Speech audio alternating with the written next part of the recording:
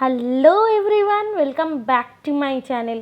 আজকের ভিডিওতে আপনাদের অনেক অনেক স্বাগত।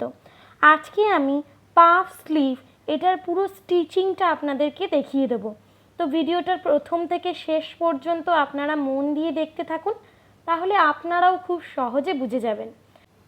আর ভিডিওটা যদি ভালো লেগে থাকে তাহলে অবশ্যই সাবস্ক্রাইব করে দেবেন এবং পাশে থাকা বেল আইকনটা অবশ্যই ক্লিক করে দেবেন, তাহলে পরবর্তী ভিডিওগুলো পেতে আপনাদের কোনো অসুবিধা হবে না। তো দেখুন, এখানে আমি আস্তরটাকে মেন ফেব্রিকের ওপর বসিয়ে কেটে নিচ্ছি। যেরকম শেপ আছে আমি ঠিক সেইভাবেই কেটে নিচ্ছি। আর আমি এখানে দেখুন, এখানে যে কোণ আছে, এই কোণ যেরকম আছে সেইভাবেই কেটে নিচ্ছি। আর এখানে জাস্ট একটা জিনিস করবেন, যেটা হলো এই যে আস্তরটা কাটার সময় মেন কাপড়টা একটুখানি এক্সট্রা রাখবেন, যেটা সেলাই করার পর তারপর ভালো করে আমরা কাটিং করে নেব, ঠিক আছে? তো দেখুন, এখানে আমার হয়ে গেছে। আর এখানে কাটও আমি কিন্তু লাগিয়ে নিয়েছি, যতটা পর্যন্ত মেপে নিয়েছি, যতটা এক্সট্রা নিয়েছি সেখানে কাট লাগিয়ে নিয়েছি। এবার হচ্ছে যে আমি মেন ফেব্রিকের সাথে আস্তরটা জয়েন্ট করে নিচ্ছি। তো আমি 2 সুত গ্যাপ বরাবর সেলাই করে নিচ্ছি পুরো দুটো কাপড়কে একসাথে। তার আগে আমি পিন আটকে নিয়েছি। আর অবশ্যই সেলাই করার প্রথমে লক স্টিচ দেবেন এবং শেষেও কিন্তু লক স্টিচ দিয়েই আপনারা সেলাইটা শেষ করবেন। তো এখানে আমার হয়ে গেছে। এবার আমি কাটিং করে নেব। যে এক্সট্রা কাপড়গুলো আমি রেখেছিলাম মেন কাপড়ে, তো সেটা আমি এবার সুন্দর করে ভালো করে ফিনিশিংভাবে কেটে নেব। তো আমি এখানে কেটে নিচ্ছি।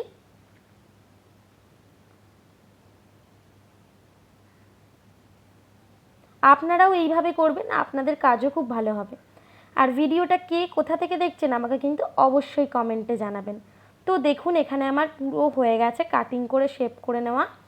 এবার হচ্ছে নিচের হাতার নিচে যে পট্টিটা লাগাতে হয় সেটা লাগাবো। তো তার জন্য আমি 1 ইঞ্চি রাখছি পট্টিটা। তো 1 ইঞ্চি আর 1/2 ইঞ্চি রাখছি সেলাই মার্জিনের জন্য। এরকমভাবে দাগ টেনে আমি কাপড়টা কেটে নিচ্ছি।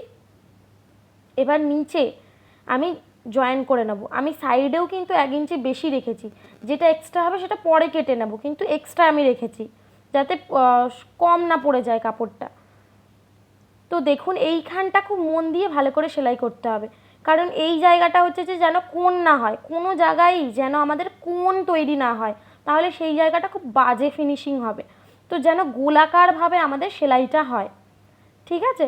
তো দেখুন, এখানে আমি ধরে ধরে সেলাইটা করে নিচ্ছি। আর কোনো কোণও হয়নি, আর সেলাইটা আমি 2বার করে নিয়েছি যাতে সেলাইটা মজবুত হয়।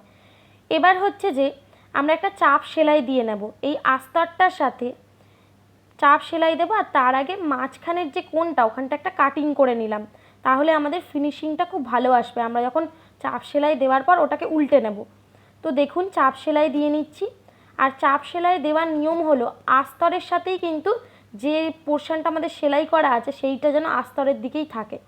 তো এইভাবে আমি চাপ সেলাইটা করে নিলাম, দিয়ে উল্টে নিলাম। দেখুন, এবার এখানে মুড়ে আপনারা হেম সেলাই করে নিতে পারেন। এখানে আমি বড় বড় সেলাই করে দিয়েছি এই নিচের পোর্শনটা। আর এখানে আমি কাট লাগিয়ে দিয়েছি, যতটা কাপড় আমি এক্সট্রা নিয়েছি।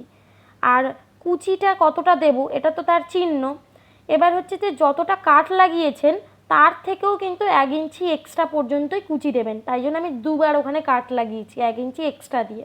এবার দেখুন, এরকম ছোট ছোট ধরে ধরে আপনারা কুচি দিয়ে দেবেন। কুচি 2 রকমভাবে দেওয়া যায়, এখানে আমি এইভাবে কুচি দিচ্ছি, আমার দিকে আমি কুচিগুলোকে দিচ্ছি আর ছোট ছোট করে কুচি দিচ্ছি।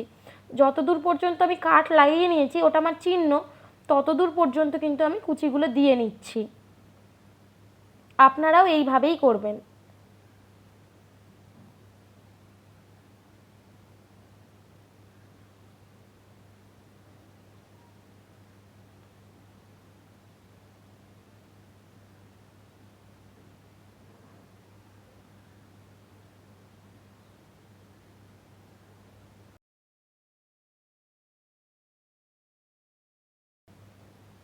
তো দেখুন, এবার আমার কুচি দেওয়া কমপ্লিট হয়ে গেছে।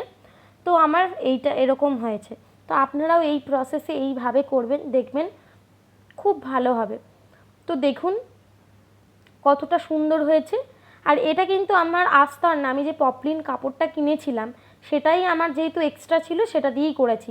তার ভিতরের কাপড়টা যত ভালো হবে তত না ফিনিশিংটা খুব ভালো হবে, কারণ আমাদের মেন ফেব্রিকটা তো অনেক পাতলা, তো আমি যদি একটা ভালো কোয়ালিটির কাপড় দিই ভিতরে তাহলে এরকম সুন্দর হয়, তাহলে মানে ফিনিশিংটা খুব ভালো হয় আর কোনো কোঁচ ভাঁজও আসবে না। ভালো করে ইস্ত্রিও করে নেবেন। ব্লাউজ তৈরি করার সময় প্রত্যেকটা পার্ট করে করে যদি ইস্ত্রি করেন তাহলে সেই জিনিসটা খুব ভালো হয়। তো চলুন আজকের জন্য ভিডিওটা এই পর্যন্ত, দেখা হচ্ছে পরবর্তী ভিডিওতে। সবাই খুব ভালো থাকবেন, সুস্থ থাকবেন। আজকের জন্য টাটা।